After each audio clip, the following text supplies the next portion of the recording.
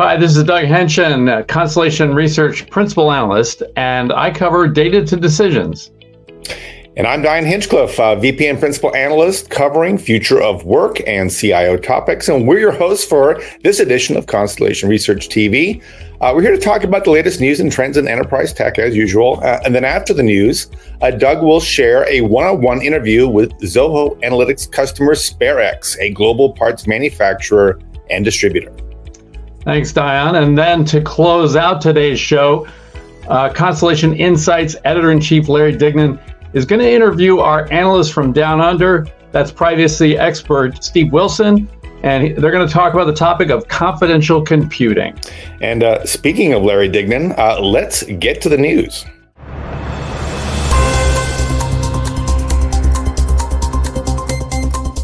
Hey there. Wow, that was Hey, welcome, Larry. It just popped up. That was so cool. Hey. What's going on in your world? Let's see. So it's kind of a weird time. We're in this lull between earnings season and some more conferences and whatnot, but there are some developments worth noting. One is AT&T had a massive data dump with more than 70 million folks. Their data, their passcodes, all this stuff is basically dates back to 2019, but AT&T just massively changed all these passcodes because all this information was out there on the dark web. One of my old reporters, Zach Whitaker, TechCrunch, basically reported it. And it's just ongoing thing where, companies are just leaving data out there. There are ransomware attacks. There's so many things that just keep piling up. And the data security thing, it's a problem that's just not going away. But these numbers are getting larger and larger. And the main thing about the AT&T data leakage was they still haven't narrowed down the source per se, so it may not even have been a hack. But what's interesting is their social security numbers and all the, a lot of identifiable data was out there. Luckily, it seems to be contained at the moment, but it's an ongoing story to watch. Contained how? I'm an AT&T customer, and I got an alarming email this morning. Oh, you did get the email? Okay. Yeah, I used to be an AT&T customer, but then I went to T-Mobile, which incidentally has had about, 3 or 4 data breach issues in the last 2 years anyway. So I might as well just put my data out here and just get it over with. And this is the challenge: is before everyone loses all their data, we're going to have to figure out some way of securing our information. I worked with John Kindervag, the guy that came up with Zero Trust, and Tony Scott, the ex-federal CIO, whose primary mission was to protect data. And we've got to take dramatic steps, micro-segment our networks, make it much harder to get into. I mean, we know what we have to do. It's just very hard to do it. You have to change basically the security configuration of every computer and device that you have. And until you're ready to do that and make it Zero Trust, the bad guys can find a way in. And that's really the scale of the challenge. We're years away from being able to do that. Yeah, until you can sort of do it like in kind of like a big data way where you kind of blow away all the workloads and then recompile it somehow on the fly. Yep, that's it. As long as it's all sitting there, I made a joke this morning where I was kind of like, well, I might as well just put my stuff on a billboard and save everybody the hassle. Because there's passports, there's passwords, there's everything. Everything's just out there, right? I mean, it's just it's like just and we put it out there before we understood how dangerous it was to do that, right? So how do you get it back unless you reissue everything? Multiple free memberships to the credit bureaus because of the number of leaks. Oh yeah, I've been a part. I think most Americans have a free credit monitoring account at this point, just from some breach. So that's an ongoing thing. The other one to point out was Blue Yonder bought a thing called One Network for, I think it was 829 million or so. And what caught my eye here was just sort of the vision. They talked a lot about, value chains being more resilient, autonomous, optimized, and, breaking down the data silos and all that. What I think is interesting about this is, Blue Yonder's gone out, and they've paid like $1 billion over 3 acquisitions since the fourth quarter. So they are ramping up to sort of make a play for, supply chain management and things like that. And I just think it's interesting because this whole value chain concept seems to be inching its way into public view a little more, which is something we've talked about a good bit at Constellation. Now the hard part's making it all work. So I don't know if that's going to be a vendor-led thing or an industry-led thing. My guess it's more industry. But the vision of what they're talking about, they still have to do it, by the way. Everything's on a PowerPoint, always looks great. But the idea of the value chain and sort of this orchestration, autonomous sort of model, I think makes a lot of sense, especially as supply chains are trying to be more resilient. Especially it's been a while since I've heard Blue Yonder's name. How are they doing? How's their segment doing? They seem to be doing pretty well. They're a unit of Panasonic now, so they have a little more funding, I think. I started watching them, I think maybe 1 or 2 acquisitions ago. They bought I think it's called Dottle. It's a reverse logistics company, and they're focused on efficiency and returns and things like that. So I think that's an interesting space, because supply chain management as a platform and application space has been kind of boring. But as the supply chain rebuilds itself and revamps, I think it gets more interesting over time. So it's definitely something to watch. And then that value chain concept, where you'll have all these industries that will allegedly share data and cooperate to make things more efficient. So. Yeah, well, that's one of the last bastions of corporate optimization is tackling all the problems that individual companies can't solve on their own, but together, they collectively can pull their resources and capacity and do things that are amazing. And so, yeah, that's an interesting space to watch. And then the other thing just coming up, I'll just mention, is Google Next, which will be a lot of cloud stuff, a lot of large language models, I'm sure. My guess is, like last year's, it'll be heavy on the AI. And we'll see where that goes. Yes, previews on this Friday. So right, we'll find out soon enough. Oh, it's Friday and not Thursday? No, for me it's this Friday, and okay. I think they had multiples, but and then several of us will be in Vegas. First time for Google Next in Vegas early next week. What isn't in Vegas now? It's like San Francisco's just been dropped as like a conference venue. It's everything's in Vegas. When Salesforce moves Dreamforce, we'll know. Turn the lights out on. Right. Yeah. Dreamforce is like the last holdout. Yeah. Well, so I have a few interesting items. And of course they're mostly AI related because that's the hot topic. But with all the concerns around enterprise data and AI, can we trust these large language models out in the cloud, and can they work with our data?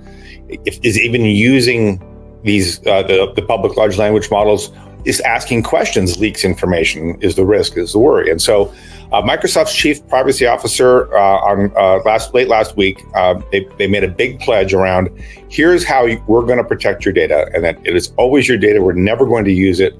We're not going to use your prompts. If you fine tune your model, our model with your enterprise data, so you take like the Azure OpenAI and you fine tune it with all of your corporate data, they say only you will have access to that. No other tenants will ever be able to see that data. And so those are the kinds of promises people want to see in writing. And then they listed all the different terms of services and licenses that have this in there to say that you're covered in every one of our products.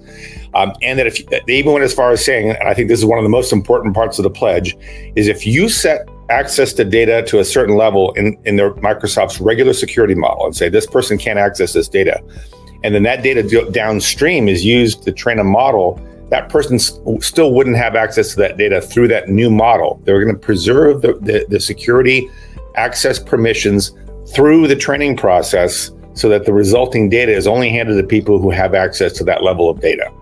And I thought that was a really smart thing to say, you don't have to worry about your entire old permissions model being thrown aside. You don't have to completely reinvent it for AI. It's going to flow through. All your security permissions are going to flow through the model into the trained LLM, so that your access data, your data access is at appropriate levels for all employees.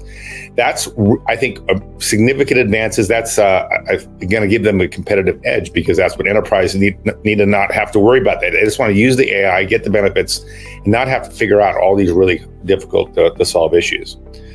And they also announced 3 tools to go along with that to make the AI safer. And so prompt injection is becoming a significant issue where people are able to get around the safety layer protections inside of LLMs. And so Prompt Shields is the first product that will help reduce. It's a very tricky problem because you can create a prompt with many layers of information and get things to get the model to release information maybe it wouldn't normally want to be able to do, but Prompt Shield is going to help protect against that. They've also released a groundedness detection tool that will determine if an answer in one of their models is it hallucinating. It'll detect hallucinations. And like everything with AI, it's not 100%. It just improves the groundedness of your AI responses. And then finally, in AI Studio, they've created AI-assisted safety evaluations to say, can you evaluate this model or this prompt for all the things that can possibly go wrong? Tell me why this is not safe. If I want to put this prompt or this fine-tuned model in production, what are the safety issues with this? And so these are all really important advances and showing how and pretty clear that everything they're talking about is everything that companies are fearful about. It's no longer about the hype and the amazing things that Gen AI will do. It's why you can trust it, why it's not a security leak, why it's not dangerous. I think that things are turning. Yeah, and I heard a lot of this from C3 AI a few weeks ago at their Transform conference. Palantir talks about this. Like, it seems like it's almost the third line of every keynote at this point, where it's so. I guess, Dion, the question for you is this PowerPointware, or is this like legit out there already, like GA? So they're claiming that all these, the pledge is already fully in place, that they already comply with all the things that they're saying. But when I actually try to dig down into, for example, the privacy permissions piece, well, that's not fully there yet. So that's a pledge, but then that's not fully operational. The other 3 tools I mentioned, they are available, at least in beta today, and you can start using them. But how well they work is anyone's guess. We're all going to find out together. I think it's the journey of AI that I think everyone's going to be going on, and we're going to learn about how to make it safer, how to make it more trustworthy. Well, continuing on with this topic, Dion, when there's a AI gold rush, when there's a gold rush like Gen AI, the winners that really get rich aren't the prospectors, they're the ones selling the picks and shovels, which puts me in mind of Databricks' introduction of its open source DBRX large language model last week. It's going to be available on GitHub, on Hugging Face, on public clouds, but most importantly, it's going to be there on the Databricks platform itself. And it's designed to help enterprises use their own data to build custom models to power their AI. So it's an enabler of this turning point that we're reaching, whereby comparatively small custom models built on open source will supplant the large public LLMs. At least that's the storyline I'm seeing, and this is at least within the world of large enterprises and tech companies. And I'm already seeing this in 2 categories I cover: analytical databases and analytical platforms. On the database front, one example, Kinetica, a specialized vendor with a vectorized GPU-powered database that I've done some research on. Last year introduced SQL GPT. It's a custom general purpose LLM built right into their database. And early this year, they added a telecom specific variant of SQL GPT. And that's the first of several industry tuned models that Kinetica has planned. And in analytics, last week I was at Domo's Domopalooza event in Salt Lake City, and it announced Domo GPT, which is another example of a smaller language model that it's building using an open source model from Anthropic.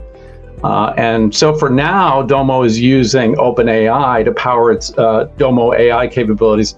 But the vendor acknowledged that many of its customers want the AI to run entirely within the Domo platform before they'll be even considering using it with their own data. And on this last point, to the earlier discussion we had with Dion, Many customers I've talked to at recent events remain Gen AI skeptics. They're looking skeptically at these features as sort of shiny objects that have yet to prove their business value.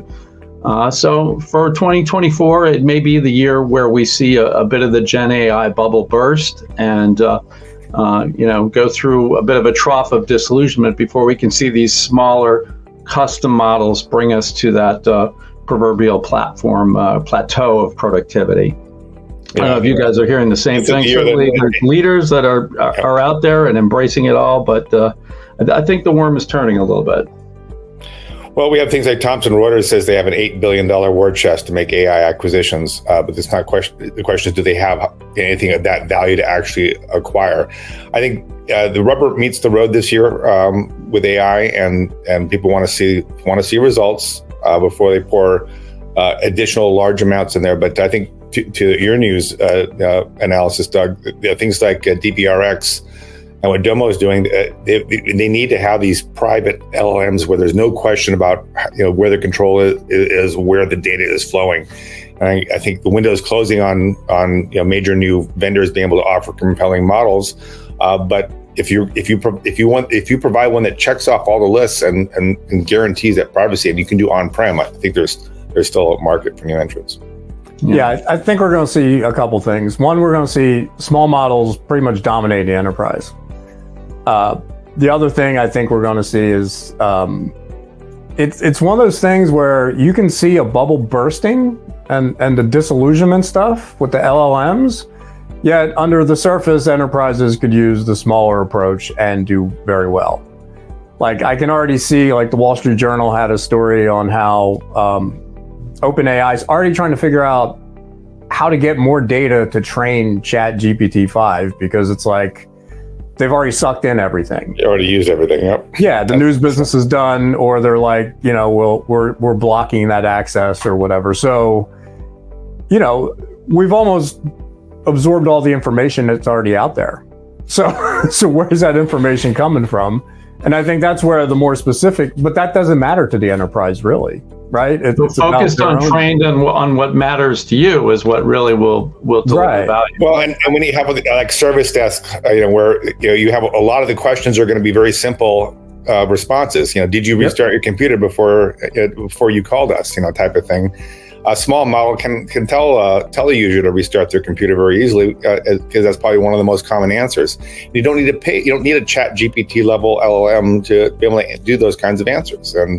And so I'll be talking about service desks in just a moment, but yeah, that's that's going to be the challenge. I think is making AI cost effective, is where AI is going to end up by the end of this year, early next year. So I think you'll have both. You'll have the disillusionment and real headway on ROI. Yeah. So in other news, ChatGPT just added one of its most requested new features, most requested features, period, which was, can you please cite where you got that information? It's great, but I need to know where it came from because citation is everything in terms of being able to use information authoritatively, using it formally in government, in academia, and it just is using it inside of research, your own business research. You need to know where the information came from so everyone can go and verify it. So they've had a form of this working, and they would sometimes be able to regurgitate a link, but often they couldn't do it. Now, apparently they found a way, and they're now offering source citations if you request them inside your prompt. So I haven't played around with this too much yet, but they said this is the number one thing people are clamoring for, and I think it's a welcome addition. Although, of course, that information can be used then to teach other models, which is probably why they didn't want to provide it in the first place. But a useful advance in AI. Yeah. So another point on the veracity of Gen AI. Yeah, exactly. Another proof point. Well, that's all the time we have for the news this week, but stay tuned for my interview with Zoho analyst customer Kris James of Sparex and Larry's interview with Steve Wilson on confidential computing.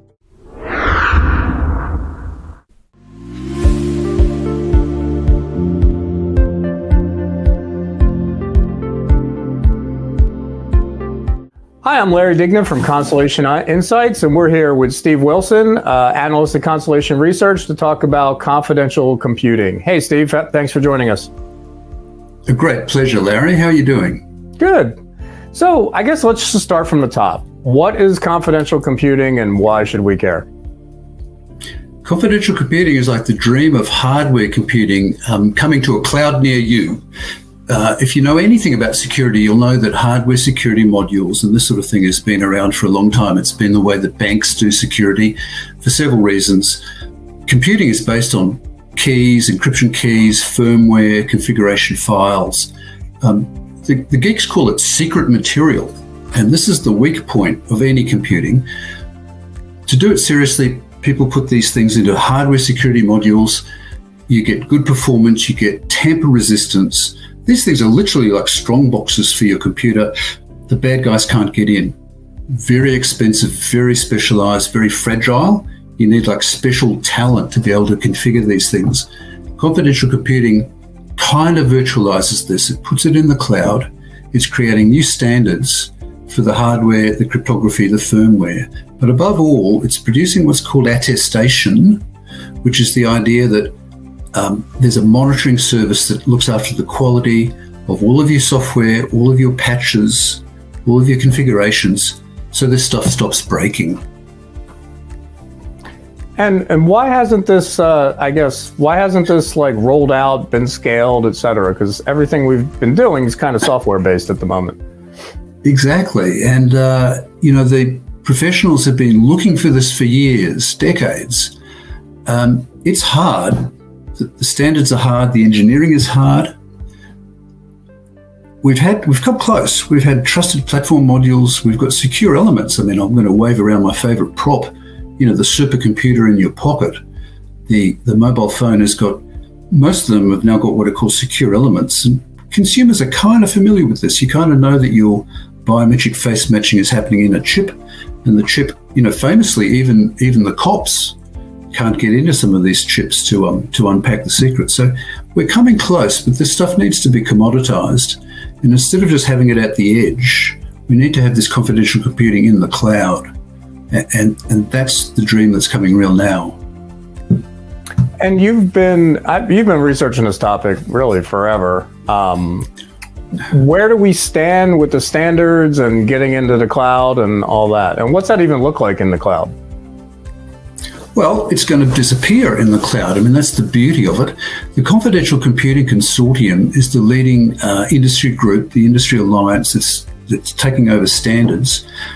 The other acronym that I want the viewers to hear, and hopefully it'll stick, is TEE, Trusted Execution Environment.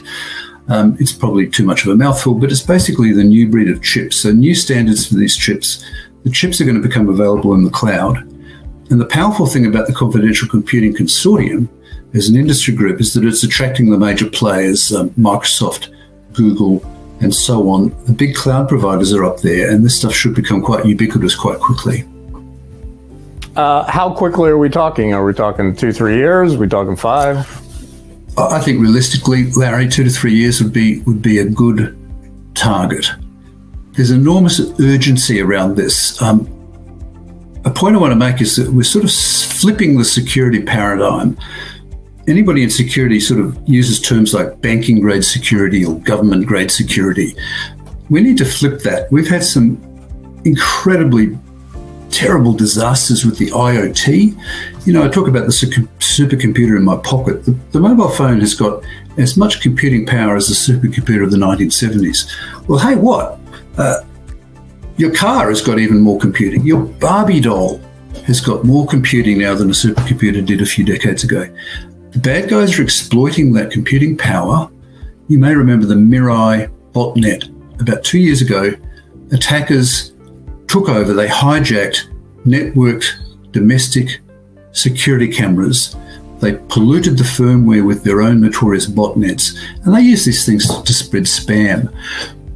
These botnets are getting smarter, they're getting more evil. Any domestic appliance these days has got sufficient power and sufficient connectivity that it can be harnessed and collected by the bad guys to form these supercomputer botnets, and they're being used in all sorts of terrible adversarial circumstances.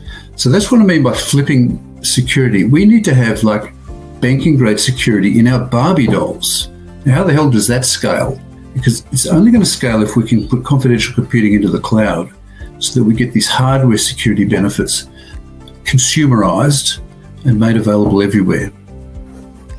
Are there new technologies on the horizon that'll speed this up? Say generative AI, quantum computing. I guess, why is the urgency there? The urgency, again, has just got to do with scale. Huge computing capabilities available everywhere now, and we need to make it safe. You know, it's as if you've got the new automobiles coming out, and it's as if there was unlimited engine power available to anybody to go and buy a car in the shop and run it at any speed they like. So a lot of this has got to do with the rules and an orderly digital society where rules are going to come in and we're going to have better mandated standards. Some of us in security, 15 years ago, you know, we would have started mandating encryption for everything. But it's not possible. We couldn't realize that dream until now. The confidential computing movement is putting this sort of encryption and hardware-based computing into the cloud, where now it becomes feasible to set standards. So I think that in the next couple of years, we will see rules coming in. We may see laws coming in that will mandate levels of encryption. Important analysts, people like Bruce Schneier, for a long time have been pointing out the paradox of the IoT, the Internet of Things. How do you mandate software quality? How do you mandate encryption keys? How do you mandate good quality firmware in commodity devices? It's impossible until now that we'll have these standards and this encryption capability commoditized and universal in the cloud. Where do we go to learn more about this? The Confidential Computing Consortium, you're going to have to Google that. The Confidential Computing Summit, the second annual summit, is coming up June 4, 5 and 6, I believe, in San Francisco. That's a major event. A lot of that material will be public, but I would encourage people to go along and register for the Confidential Computing Summit.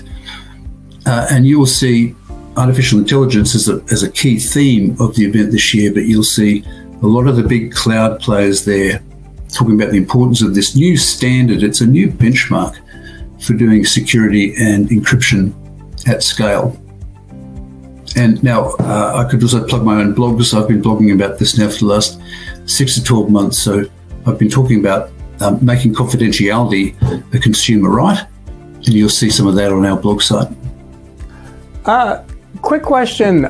In terms of who leads the charge here, is it the actual hardware companies, or is it the cloud players, or the software players? You know, it's a bit of both, and that's where the cloud is heading. The chip manufacturers, Intel, I could name them all, but I don't want to make, I want to make careful that they're not actually aligned with the Confidential Computing Consortium. The membership is obviously growing all the time, but the semiconductor manufacturers, that's where the secure cryptography is going to happen, all the way down to the silicon. But of course, the silicon is useless to people unless it's also available and accessible through the operating system. So Google and Microsoft are leading in this area. Really, from silicon to cloud, what we need to see is a continuous, seamless set of computing resources, so that the application developers eventually can be just continuing to write their code in the languages that they like, integrating components, but making sure that the computing stack through the cloud all the way to the silicon is making use of this. Again, it's encryption, it's key management, it's firmware, reliable software components all the way down to the silicon.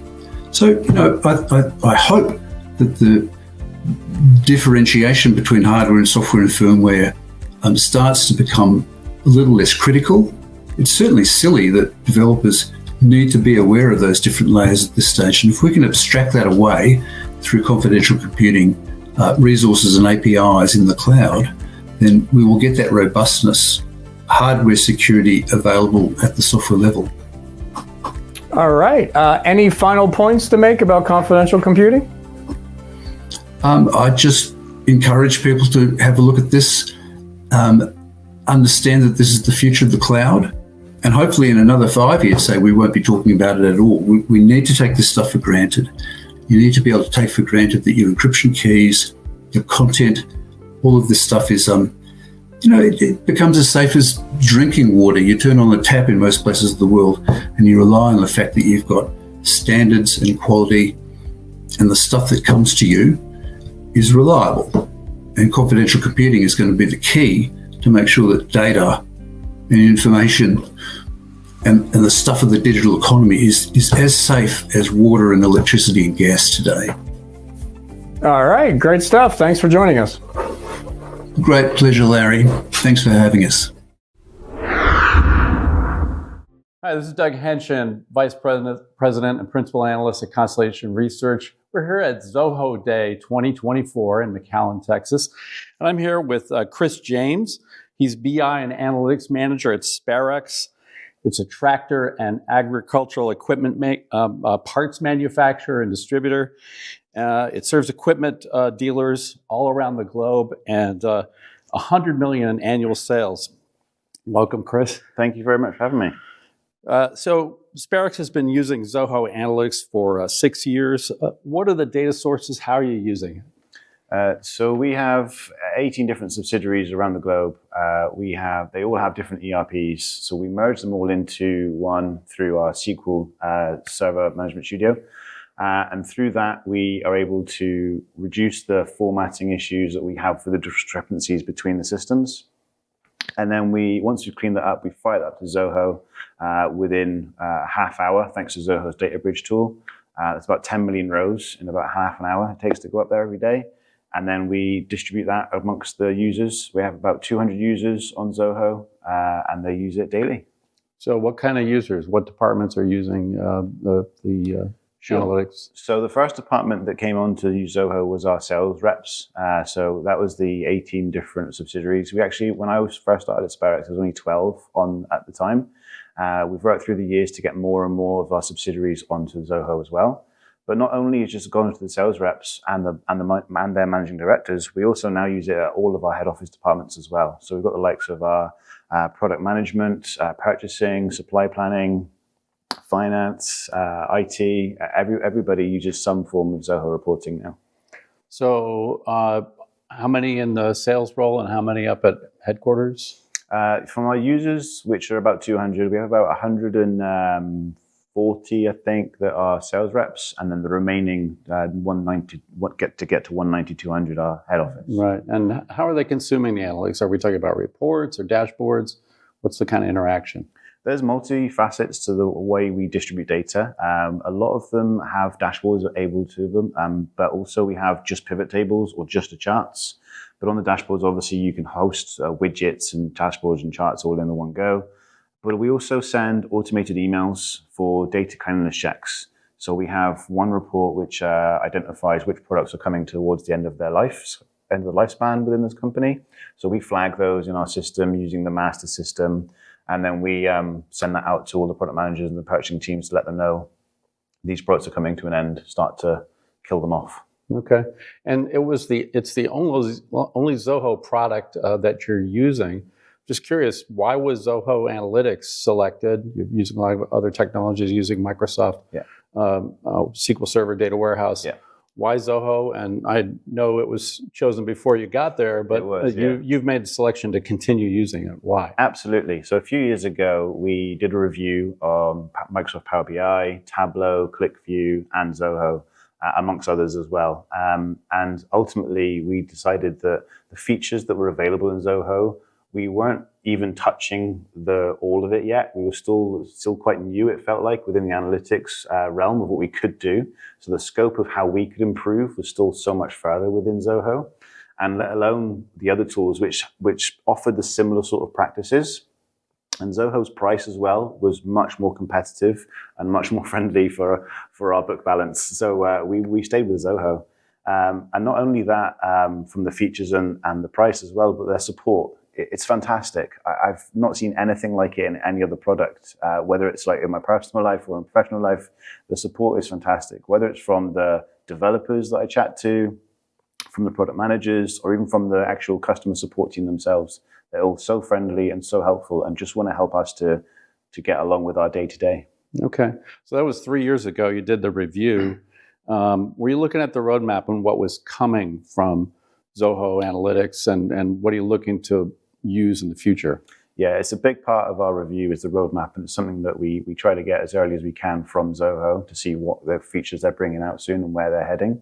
And one thing that we are really interested in using, and we already use some of it already, is their AI capabilities.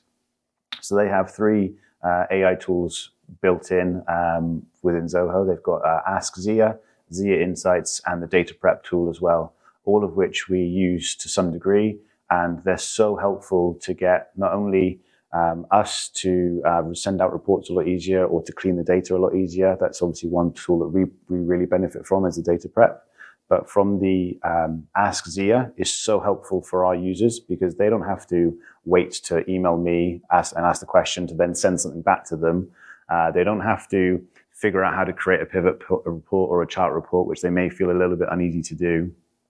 But they can just type in a question and Ask Zia just gives them the answer. So where are they doing that? Where, natural language query is what Zia, Ask Zia is all about. Where are they using that? Do you embed that everywhere? Or is that something they're using from within a report or from within a dashboard? It's available at the click of a button on every report, I believe, but also it's on the left-hand side on the website. It's on the left-hand side. Ask Zia is just there. It's straight away, one-click button, and then you can ask the questions. It's so easy to get to and access. Okay. And any plans to spread the use of that elsewhere, maybe into applications?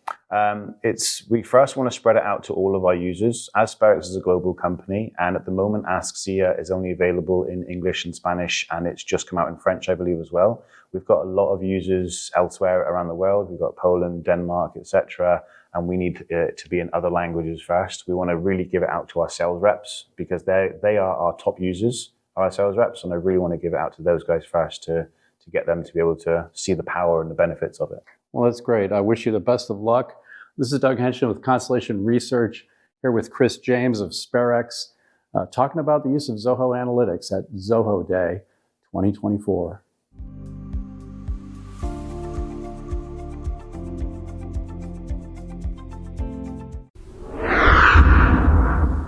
Well, that's a wrap on episode 77 of CRTV. Watch out for our next episode in 2 weeks. That's right. Co-hosts Holger Mueller and Liz Miller will bring you episode 78 of CRTV.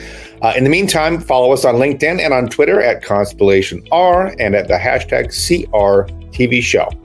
And don't forget to subscribe to Constellation Research TV on YouTube and subscribe to Constellation Research Insights at constellationr.com. That way you can keep up with Larry Dignan's enterprise news coverage. Thanks for watching and have a great week.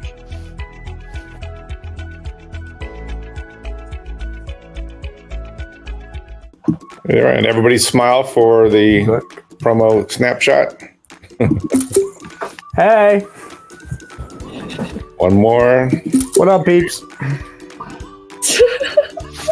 A little less headroom, Dion. Big Easter weekend. Kids had a great time. Lots of chocolate rabbits, all that kind of good stuff. Still the chocolate phase. They haven't gotten to the money yet. No. Yeah. Well, then it's money and chocolate. So chocolate never goes away. Yeah. It's funny, though. They get their allowance on Apple Pay, so they have it in their Apple Wallet. Oh, my gosh. Oh, wow. That way they can't lose their money, and we can track it and all that stuff. So. Are they paid in crypto? Not yet, but they I don't know if you guys have heard, they've made their own crypto. I walked them through the whole process. So I said, first you have to come up with a reason why people would use this cryptocurrency. So we created it on the Ethernet chain, Ethereum chain. And it's they had to create a pitch deck for me. They had to have the coin name, the vision for it, why people would use it, and so it's called Pocket Hugs, and it's money you keep in your pocket. Every time it's used, 1% of it goes to helping people in the world. They haven't decided which cause they're going to donate it to, but every transaction, 1% goes to doing something good. That's the motivation. So they've minted 100 billion of these things. Like Mark Benioff here, 111 model. I guarantee you, if you did a case study on yourself and doing this, it would be the most downloaded case study in Constellation. Yeah, everyone seems to like the story. And Larry's interview with Steve Wilson on confidential computing. Doug, your audio got so disjointed from what you were saying. Yeah, you know how they used to dub over the karate movies back in the day? Like, what did I tell you, Hannah, about going long? Right, you weren't kidding. And to subscribe to CRTV, let me do that again. Now, I'm a mess this time. It's like I'm going out of focus. I'm going out of sync.